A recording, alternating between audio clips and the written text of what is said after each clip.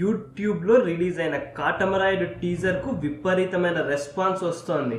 సామాన్యుడి నుండి సెలబ్రిటీల వరకు తమ అభిప్రాయాన్ని, అభిమానాన్ని సోషల్ మీడియా ద్వారా వ్యక్తం చేస్తున్నారు. అలా వ్యక్తం చేసిన సెలబ్రిటీలలో ఒక్కరైన హీరో నితిన్ ట్వీట్ వివాదాస్పదం అయ్యిందా?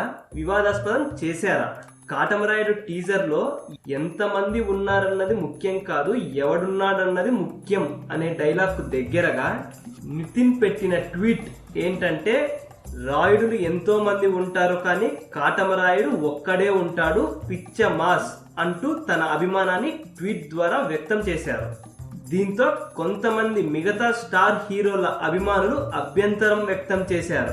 ఇది గమనించిన నితిన్, నాకు చిత్రసీమలో కానీ బయట కానీ ఎవ్వరిని నొప్పించే ఉద్దేశం లేదని, నా మాటల వల్ల ఏ స్టార్ హీరో అభిమానుల మనసైనా నొచ్చుకొని ఉంటే నన్ను క్షమించండి అంటూ అందరికీ సవినయంగా విన్నవించుకున్నారు. ఇంతలోనే ఈ వ్యవహారం మంచు లక్ష్మి వరకు వెళ్ళింది. మంచు లక్ష్మి స్పందిస్తూ, నీ క్షమాపణను అంగీకరిస్తున్నాం, మళ్ళీ ఇలా ఎప్పుడు చేయకు అని చెప్పింది. మొత్తానికి అభిమానంతో నితిన్ అన్న మాటను అపార్థం చేసుకున్న కొంతమంది వల్ల ఇంత రచ్చ జరిగింది. ఈ వీడియో కనుక మీకు నచ్చినట్లయితే లైక్ చేయండి, కుదిరితే షేర్ చేయండి, ఛానల్ని సబ్స్క్రైబ్ చేయడం మాత్రం మర్చిపోకండి. మరిన్ని ఇంట్రెస్టింగ్ మూవీ అప్డేట్స్తో మీ ముందుకు వస్తాను.